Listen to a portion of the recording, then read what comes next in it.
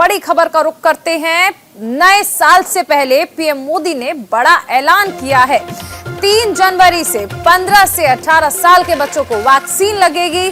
10 जनवरी से health frontline workers को booster dose भी दी जाएगी और बुजुर्गों को प्रिकॉशन डोज का विकल्प भी दिया गया है। इस वक्त की बड़ी खबर, कल प्रधानमंत्री नरेंद्र मोदी ने इस बात का ऐलान किया है कि अब बच्चों का इंतजार खत्म हो चुका है और नए साल पर यानी 3 जनवरी से 15 से 18 साल के बच्चों को वैक्सीनेशन दिया जाएगा। 10 जनवरी से हेल्थ और फ्रंटलाइन वर्कर्स को बूस्टर डोज देने की भी तैयारियां हैं। बुजुर्गों को भी प्रिकॉशन डोज का विकल्प दिया गया है। तो मामले जिस तरह से बढ़ रहे थे, उसके बाद प्रधानमंत्री नरेंद्र मोदी का यह बड़ा ऐलान है। 3 जनवरी से 15 से 18 साल तक के बच्चों को वैक्सीन दी जाएगी। 3 जनवरी से बच्चों को वैक्सीनेशन मिलेगा। पीएम मोदी का इसे न्यू ईयर गिफ्ट माना जा रहा है। 15 से 18 साल के बच्चों को वैक्सीन लगने वाली है और 10 जनवरी से बूस्टर डोज भी लगेगी। और सबसे पहले इसके लिए हर बार की तरह फ्रंट लाइन और हेल्थ लाइन वर्कर्स को चुना गया है। इसके साथ ही बुजुर्गों को भी इसमें प्रिकॉशन डोज का विकल्प रखा गया है।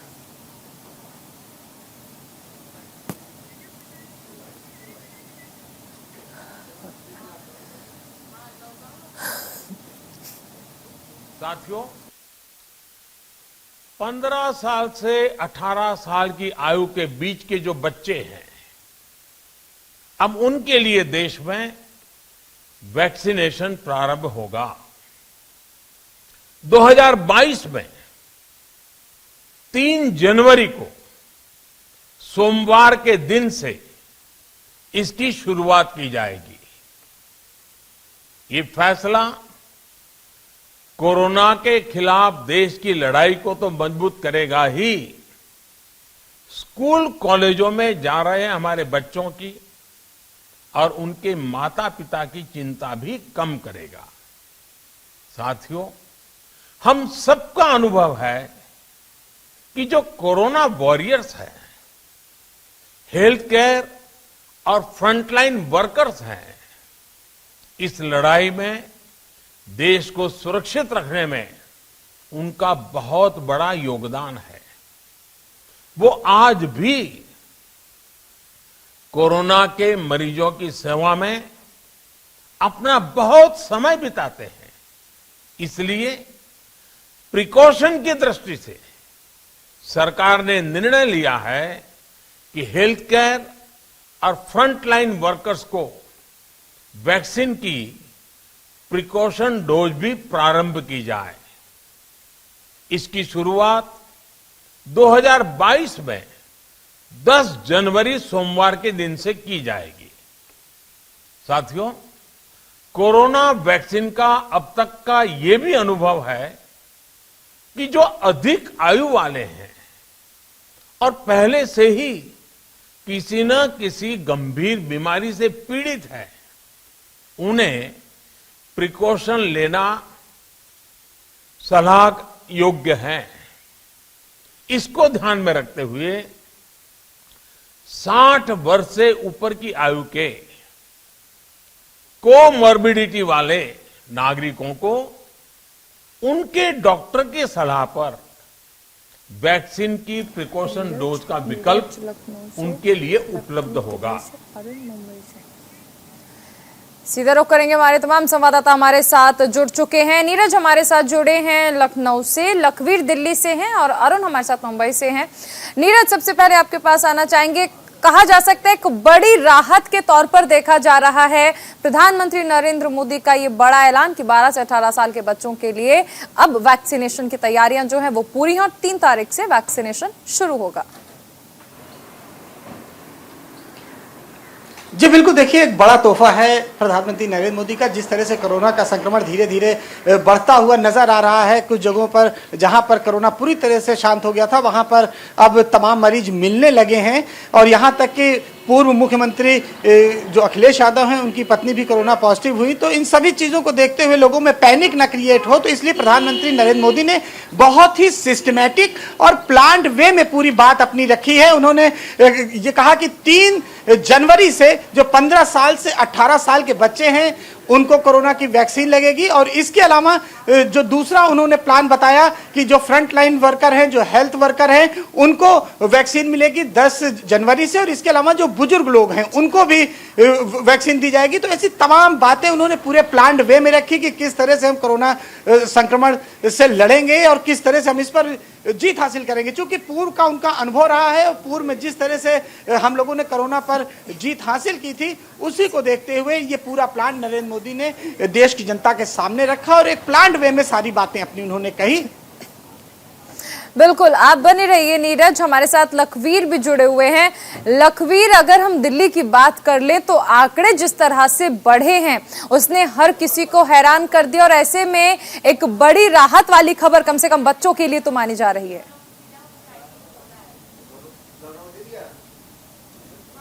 बिल्कुल चारुल, प्रधानमंत्री का जो संबोधन कल खबर आई कि प्रधानमंत्री राष्ट्र के नाम संबोधित करेंगे, तो सभी की निगाहें थी कि आखिरकार इस मौके पर प्रधानमंत्री नरेंद्र मोदी क्या कहेंगे, क्योंकि जिस प्रकार से ओमिक्रॉन जो वेरिएंट है वो बेकाबू हो गया, रफ्तार पकड़ चुका है। ऐसे में राष्ट्रीय राजधानी दिल्ली सहित तमाम देश के बाशिंदों को इस बात का इंतजार था कि प्रधानमंत्री अपने संबोधन में क्या कहेंगे। ऐसे में उन्होंने एक बड़ा तोहफा दिया कि बच्चों की वैक्सीन को लेकर उन्होंने कहा कि 15 साल से 18 साल के बच्चों की वैक्सीन 3 जनवरी से शुरू होगी। ये एक बड़ा ऐलान है। इसके साथ ही जिस प्रकार से चारुल हमने देखा कि बाजारों में भीड़ उमड़ रही है, लोग अब बेपरवाह हो गए, उसको लेकर भी उन्होंने कहा कि नए वेरिएंट को लेकर पैनिक ना हो, लेकिन इस बीमारी को चुनौती देने के लिए, इस बीमारी से लड़ाई लड़ने के लिए, उसको मात देने के लिए केवल मात्र 2 हथियार हमारे पास है। पहला हथियार है वैक्सीनेशन और दूसरा हथियार है कोविड एप्रोप्रिएट बिहेवियर का पालन करना। वो हमें स्वतः करना होगा। जिस प्रकार से 2 साल की लंबी लड़ाई के बाद हमने दूसरी लहर को मात दी, ऐसे में अब ये जो नया वेरिएंट जो सबसे ज्यादा संक्रामक माना जा रहा है, इससे हम लोग तभी बच पाएंगे जब हम लोग कोरोना गाइडलाइंस की स्वतः पालना करेंगे और जो भी कोविड एप्रोप्रिएट बिहेवियर है, जो भी कोरोना की सावधानी ही बचाव है। लखवीर, अरुण आपके पास आना चाहेंगे। महाराष्ट्र की अगर बात कर ले, सबसे ज्यादा संक्रमित मुंबई ही रहा था जब हमने दूसरी लहर देखी थी, और ऐसे में महाराष्ट्र सरकार ने भी नाइट कर्फ्यू का ऐलान किया हुआ है। क्या देखने को मिल रहा है, और नाइट कर्फ्यू से लगता है कि अब हालात जो हैं वो बदल पाएंगे? ओमिक्रॉन के मामले जिस तरह से बढ़ रहे हैं और महाराष्ट्र एक बार फिर से सबसे आगे है इनमें। देखिए चारों, सबसे पहले तो आपको बता दें कि कल महाराष्ट्र में 2 और ओमिक्रॉन के मामले आए, जिसकी संख्या बढ़कर अब 110 हो गई है। बड़ी चिंताजनक स्थिति है। आपको बता दें कि कल हमने पूरे मुंबई का दौरा किया था कर्फ्यू लगने के बाद। जो स्थिति हमने देखी उससे लगता नहीं है कि कंट्रोल हो पाएगा। जिस तरह से पुलिस अपनी ड्यूटी नहीं निभा रही है, लोग खुलेआम घूम रहे हैं, बिना मास्क के घूम रहे हैं, और जो पालन करना चाहिए सोशल डिस्टेंसिंग का वो भी नहीं हो रहा था। और जिनके ऊपर ये जिम्मेदारी थी वो खुद आराम से बैठे हुए थे, मस्ती कर रहे थे, किसी को भी हटाने की कोशिश नहीं कर रहे थे। ये एक बहुत गंभीर विषय था। हालांकि हमने कई लोगों को इसमें पकड़ा, पुलिस वालों को भी हमने इस मामले में पकड़ा था जो अपनी ड्यूटी नहीं निभा रहे थे। ये एक मुद्दा हो गया। दूसरा मुद्दा जो बच्चों की वैक्सीन को लेके है, आपको बता दें कि जो किशोरी पेडनेकर मुंबई की मेयर है, उनसे हमारी बात हुई। उन्होंने साफ तौर पर कहा कि प्रधानमंत्री का जो फैसला है उसका स्वागत है और बहुत खुश थी किशोरी पेडनेकर। उन्होंने हमें बताया कि उन्होंने काफ़ी पहले से ही पूरा खाका तैयार कर लिया था बच्चों के वैक्सीन लगाने का। करीब अक्टूबर महीने में ये शुरू हुआ था। 40 बच्चों पे ट्रायल किया गया था, क्लिनिकल ट्रायल चला था और ये बहुत सफल भी रहा था। उसी को लेके पूरी खाका तैयार किया गया था। हालांकि उन्होंने ये भी बताया कि इतना आसान नहीं था पेरेंट्स को कन्विंस करना। उनको करीब 970 बच्चे चाहिए थे, लेकिन 40 बच्चे ही सामने आए। उसके बाद ट्रायल किए गए और वो ट्रायल सफल रहे। उसके बाद पूरी जो खाका था, जो ब्लूप्रिंट था, वो तैयार किया गया। उन्होंने बताया कि करीब 260 सेंटर उन्होंने बनाए हैं जहां बच्चों को वैक्सीनेशन दिया जाएगा। इसके अलावा 35 लाख। बिल्कुल, देखिए जब बात माता पिता के तौर पर आती है तो जिस तरह से कोविड की वैक्सीन लगने के बाद भी देखा था कि कुछ साइड इफेक्ट्स है, ऐसे में माता पिता की जो चिंता है वो जाहिर है। अरुण आप बने रहिए, लखवीर नीरज आप भी बने रहिए, आगे भी आपसे जानकारी लेंगे। रुक करते हैं अगली खबर का। प्रधानमंत्री नरेंद्र मोदी आज मन की बात करने वाले हैं और आज सुबह 11 बजे पीएम मोदी का ये संबोधन होने वाला है। मन की बात का ये 84वां संस्करण होगा। रेडियो के जरिए राष्ट्र को संबोधित करेंगे प्रधानमंत्री नरेंद्र मोदी। तो पीएम मोदी आज सुबह 11 बजे आकाशवाणी से मन की बात कार्यक्रम में अपने विचार साझा करेंगे। ये इस मासिक रेडियो कार्यक्रम का 84वां एपिसोड होगा। प्रधानमंत्री के ट्वीट में उन्होंने कहा कि इस महीने की मन की बात कार्यक्रम इस वर्ष का अंतिम कार्यक्रम होगा। कार्यक्रम के लिए उन्हें अनेक सुझाव और विचार मिले हैं जो कई क्षेत्र और जमीनी स्तर पर बदलाव लाने के लिए काम कर रहे लोगों के बारे में है। बता दें कि कार्यक्रम आकाशवाणी और दूरदर्शन के समूचे नेटवर्क पर प्रकाशित होगा। यह आकाशवाणी समाचार की वेबसाइट और न्यूज ऑन एयर समेत तमाम सोशल साइट्स पर उपलब्ध होगा। खबरें हैं कि पीएम मोदी कोरोना की तीसरी लहर के मद्देनजर लोगों को सचेत कर सकते हैं और भी तमाम मुद्दे मन की बात में कह सकते हैं।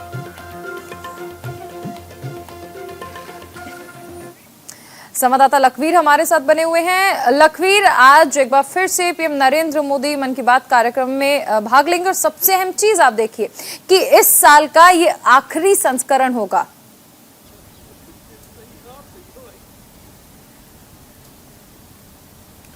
बिल्कुल चारुल, प्रधानमंत्री नरेंद्र मोदी जब राष्ट्र के नाम मन की बात कार्यक्रम को संबोधित करते हैं तो सभी देशवासियों की निगाहें उनके कार्यक्रम पर होती हैं, क्योंकि सुदूर देश तक उस कार्यक्रम को लोग सुनते हैं। रेडियो के जरिए कश्मीर से लेकर कन्याकुमारी तक लोग उस कार्यक्रम को सुनते हैं और इंतजार करते हैं कि प्रधानमंत्री देश के नाम क्या संबोधन करेंगे। और उनके जो संबोधन होता है उसका चिंतकों को भी इंतजार होता है कि आखिरकार अपने संबोधन में प्रधानमंत्री नरेंद्र मोदी देशवासियों को क्या संबोधन देंगे, देश को नई दिशा और दशा तय करने के लिए क्या कुछ कहेंगे। और नई गति भी उनके संबोधन के बाद मिलती है, एक मजबूती मिलती है, एक मोटिवेशन तमाम देशवासियों को काम करने के लिए मिलता है। जरूरी इसलिए भी हो जाता है क्योंकि देश का प्रधान सेवक जब तमाम देशवासियों से एक कार्यक्रम के जरिए गुफ्तगू करता है, मुखातिब होता है, तो स्वाभाविक है देश को भी एक नई ऊर्जा मिलती है। और अब ज्यादा स्वाभाविक इसलिए हो जाता है क्योंकि 7 से 8 घंटे पहले 10 घंटे पहले ही उन्होंने देश को संबोधित किया।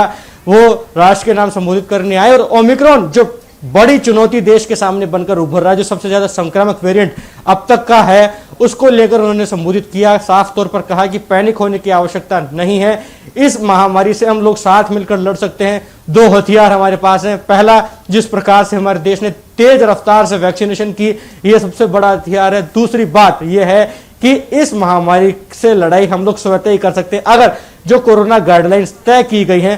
बिल्कुल, देखिए कोरोना गाइडलाइंस का अगर हम पालन करेंगे तो बहुत हद तक बचाव जो है वो मुमकिन है। बहुत शुक्रिया लखवीर इस तमाम जानकारी के लिए। उधर यूपी के कन्नौज में पीयूष जैन के घर पर छापेमारी अभी भी जारी है। पीयूष जैन के कन्नौज वाले घर से 97 करोड़ कैश बरामद हुआ है और कैश की गिनती के लिए मशीनें मंगाई गई हैं। 36 घंटे से लगातार कन्नौज में ये छापेमारी चल रही है। तो इस वक्त की बड़ी खबर, 36 घंटे से लगातार कन्नौज में पीयूष जैन के घर पर छापेमारी जारी है और इससे पहले कानपुर वाले घर से लगभग 177 करोड़ रुपए कैश बरामद हो चुके हैं। नीरज हमारे साथ बने हुए हैं लखनऊ से। नीरज, छापेमारी को लेकर फिलहाल क्या डिटेल्स हैं? क्या अभी भी ये छापेमारी जो है पीयूष जैन के कन्नौज स्थित घर पर लगातार जारी है? जी हाँ, देखिए ये छापेमारी अभी पूरी तरह से जारी है। तमाम जगहों पर जो रकम है वो छुपाई गई है, वो रकम छोटी नहीं है। करीब करीब अगर इस रकम की हम बात करें तो 300 करोड़ के आसपास ये पूरी रकम पहुंच रही है। वो कानपुर और कन्नौज को मिलाकर तमाम जगहों पर छुपा के रखी गई है। ये बताया जा रहा है दीवारों के बीच में और टाइल्स में, ऐसी तमाम जगहों पर छिपा के रखी गई है। और इनकम टैक्स के एक अधिकारी ने जब पीयूष जैन से पूछा कि आखिर इतनी रकम आपके पास आई कहां से, तो उन्होंने कहा कि हमारे पास पैतृक रूप से 400 किलो सोना रखा था जिसे उन्होंने बेचा। लेकिन ये सोना किसको बेचा, कब बेचा और ये रकम कहां से आई, इसका जवाब नहीं दे पाए। तो ऐसे तमाम सवालों के उल्टे सीधे जवाब दे रहे हैं। और इसके बाद अब पीयूष जैन का यह भी कहना है कि जो रकम मिली है उसमें से टैक्स काट के बाकी पैसे उन्हें वापस कर दिए जाए। तो पूरी तरह से कहा जाए कि एक बहुत बड़ा नेक्सस पीयूष जैन के द्वारा संचालित किया जा रहा था। 300 करोड़ के आसपास की रकम बरामद होने की उम्मीद है। करीब 250 नीरज, करोड़ क्या के जो ऊपर की दावे बरामद हो पीयूष गई है जैन की और ओर अभी से भी किए जा रहे हैं कि इतना सारा सोना था उसे बेचा गया है, टैक्स आप काट लीजिए, बाकी का पैसा वापस कर दीजिए, इन बात के कुछ तथ्य, कुछ कागजात हैं जो उन्होंने इनकम टैक्स की जो टीम है उसे दिखाए हो? कुछ कागजात की कहां पर बेचा था सोना, या कागजात की कहां से पैसा आया, कुछ ऐसा है जो उन्होंने टीम को दिखाया है? बिल्कुल नहीं चारू, देखिए सिर्फ ये बातें हैं, हवाई बातें हैं कि किस तरह से इसमें बचा जाए, क्या बहाना बनाया जाए। अचानक उनको खुद अंदाज नहीं था कि इतनी बड़ी रेड उनके यहां हो जाएगी और जिस तरह से करोड़ों करोड़ रुपए छुपाए गए थे। अभी यह भी पता चल रहा है कि टैंक में और इसके अलावा जमीन के नीचे और टाइल्स के नीचे, छत पर, तमाम जगह से जहां जहां जो आईटी विभाग है वो खंगाल रही है, वहां से सिर्फ और सिर्फ खजाना मिल रहा है और वो खजाना बहुत बड़ा है और उसको गिनने में अभी काफी वक्त लगेगा। और यह माना जा रहा है कि एक बहुत बड़ा पीयूष जैन ने काफी रकम इकट्ठी कर रखी थी। अब ये रकम किस लिए इकट्ठी कर रखी थी, कौन सा नया व्यवसाय खोलने वाले थे, और नीरज, इतनी भारी मात्रा में कैश रखना खुद में इलीगल है क्या? इस बात की जानकारी पीयूष जैन को नहीं थी। आप देखिए कि लगभग 300 करोड़ तक का ये आंकड़ा पहुंच गया है जो कैश बरामद हुआ है। इतनी भारी मात्रा में कैश रखना कहां से, मतलब क्या है ये सब, और इस बारे में क्या कुछ कहना है उनका? जी देखिए, इनकम टैक्स को खुद भी अंदाजा नहीं था कि जहां पर वो छापेमारी करने जा रहे हैं वहां इतनी बड़ी रकम हाथ लगेगी, इसलिए सामान्य तरीके से वो गए थे। उन्होंने नोट की मशीन भी नहीं ली थी कि सामान्य तौर पर कुछ पैसे हाथ लग जाएंगे। लेकिन जब खंगालना शुरू किया और उसके बाद जब पैसे का ये पूरा भंडारण मिलना शुरू हुआ तो उनके होश फाख्ता हो गए। तमाम लोगों से पूछताछ की गई, जो टाइल्स खंगाली गई, जो दीवारें कुछ तोड़ी गई, तो हर जगह से सिर्फ और सिर्फ पैसे मिलने शुरू हुए। ये रकम छुपा के रखी गई थी और इनकम टैक्स विभाग को खुद अंदाजा नहीं था कि उनके हाथ में इतनी बड़ी रकम लगेगी, जिसकी जो करीब 300 करोड़ रुपए होगी। इतनी बड़ी रकम अभी तक उत्तर प्रदेश में पिछले कई दशक में बरामद नहीं हुई। तो पीयूष जैन की मुश्किलें बढ़ने वाली हैं। वो जवाब नहीं दे पा रहे हैं, सिर्फ बहानेबाजी और तमाम तरह के हथकंडे अपना रहे हैं, जिससे कि इनकम टैक्स मुतमईन होने वाला नहीं है। हर चीज का लिखित प्रमाण चाहिए कि ये रकम कहां से आई। वो बहाने, जाहिर सी बात है, इतनी भारी मात्रा में कैश अगर बरामद हो रहा है तो कागजात दिखाने पड़ेंगे। आप बने रहिए नीरज, आगे भी आपसे जानकारी लेंगे। मिशन यूपी पर हैं केंद्रीय गृह मंत्री अमित शाह। एक और बड़ी खबर आपको बता दें, आज कासगंज और उरई का दौरा भी करेंगे। 12 बजे कासगंज में जनसभा को संबोधित करने वाले हैं गृह मंत्री अमित शाह। 4 दिन में 12 जिलों का दौरा करेंगे अमित शाह। मिशन यूपी पर हैं और आगामी विधानसभा चुनावों की तैयारी में सत्तारूढ़ बीजेपी राज्यव्यापी जन विश्वास यात्रा निकाल रही है और इसी कड़ी में केंद्रीय गृह मंत्री अमित शाह कासगंज और उरई में जनसभाओं को संबोधित करेंगे। हमारे साथ नीरज जुड़े हुए हैं। नीरज, कहा जा सकता है कि पूरी तरह से मिशन यूपी पर तमाम बीजेपी के जो स्टार प्रचारक हैं वो अब जुट चुके हैं। पहले पीएम मोदी की लगातार हमने देखी कि 10 दिन में किस तरह उन्होंने बार बार उत्तर प्रदेश का दौरा किया, और अब अमित शाह भी उसी कड़ी में आगे बढ़ रहे हैं। जी हाँ, देखिए 2022 के चुनाव में कोई कोर कसर न रह जाए, इसके लिए जो भारतीय जनता पार्टी का जो केंद्रीय नेतृत्व है उसने उत्तर प्रदेश में कमान संभाल ली है। प्रधानमंत्री नरेंद्र मोदी का दौरा लगातार रहा और आज से अमित शाह का दौरा यहां पर है, उरई में है, उसके बाद पहले कासगंज में है, फिर उरई में है और 28 तारीख को फिर लखनऊ से, 30 तारीख और 31 तारीख 12 जिलों का ये पूरा दौरा रहेगा। और इसमें इन 12 जिलों में 80 के करीब विधानसभा सीटें आती हैं, तो सभी जगहों को कवर किया जाएगा। जैसा कि 2014 में अमित शाह जब प्रभारी बनकर आए थे उत्तर प्रदेश में, तो उन्होंने एक एक जगह का दौरा किया था और उन्हें पता है कौन सी नब्ज कहां पर रखनी है, कहां पर किस तरह के लोग हैं, जाति समीकरण क्या है। बिल्कुल, और इसीलिए उन्हें राजनीति का चाणक्य भी कहा जाता है। बहुत शुक्रिया इस तमाम जानकारी के लिए नीरज। एक और बड़ी खबर आपको बता दें, ओमिक्रॉन संकट के बीच बढ़ने लगी हैं पाबंदियां। महाराष्ट्र, यूपी समेत 6 राज्यों में नाइट कर्फ्यू लागू कर दिया गया है। दिल्ली समेत अन्य राज्यों में भी ये पाबंदियां लागू हैं। दिल्ली के सरोजनी नगर मार्केट में ऑड इवन से खुलेंगी दुकानें। इस वक्त की बड़ी खबर आपको बताई जा रही है। ओमिक्रॉन संकट के बीच पाबंदियां अब बढ़ने लगी हैं।